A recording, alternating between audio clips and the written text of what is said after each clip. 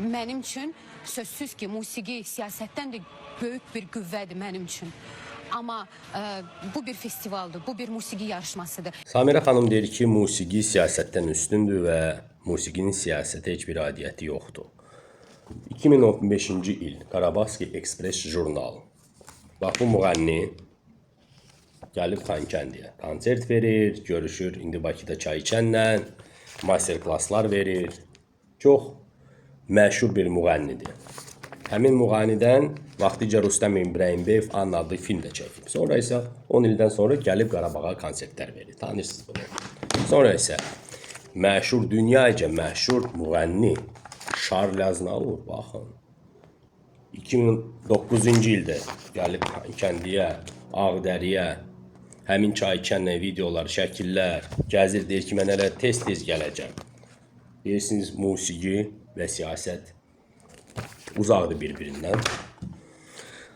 Monserrat Kabelliyə gəlmişdi. O vaxt işğal olan Qarabağa. Təsəvvür eləyin, konsertlər verdi, kilsədə konsertlər verirdi. Soso gəlmişdi, Qabzon gəlmişdi, çoxlu müğənnilər gəlmişdi. Bu müğənni də oğlan Saro 19-cu ildə hərbi xidmətdə idi. O videonu da mən araşdırdım, göstərdim. İndi mən demək istərdim ki, həm musiqi, həm siyasət, həmişə bir-birinə bağlı olurlar. Siyasət musiqinin düşünməlidir, musiqiçilər isə siyasəti. Amma mən qədər ermənilərlə ünsiyyətdə olan insan yoxdur Azərbaycanda. Mən onların psixologiyasını bilirəm. Və mən sizə deyim, siz bu Samira xanımı lap sındırsaz, axıra qədər getsəz, o insan doğrudan öz qəlbini sındırsa, ermənilər üçün bu bir qələbə olacaq. Deyəcəklər, baxın, Azərbaycanlar özünkünü sülhə görə belə sındırırlar. Mən istərdim ki, biz Samira xanımla bir-birimizi başa düşək, Samira xanım lazım olan sözləri desin, Samira xanım bizim xalqımızın evladıdır və istərdik ki, mehribançılıq olsun. Bilin, erməni üçün fərq yoxdur, Azərbaycanlı Azərbaycanlıdır.